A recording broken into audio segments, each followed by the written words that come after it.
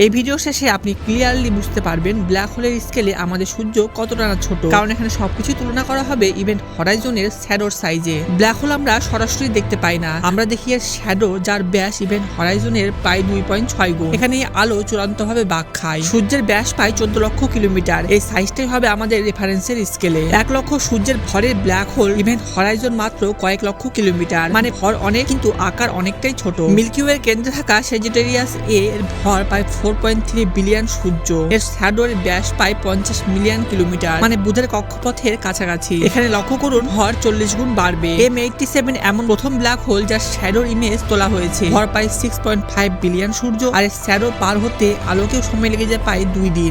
618 এর ভর 60+ বিলিয়ন সূর্যের সমান। এর সোয়াসাইল রেডিয়েশন এত বড় যে পুরো সৌরজগৎ এর ভেতরে ফিট হয়ে যাবে। এখন সিদ্ধান্তটা নিজেই নিন, সূর্য বিশাল না বরং ব্ল্যাক হোলের স্কেলে সূর্য শুধু একটি ছোট্ট স্টেলার ইউনিট।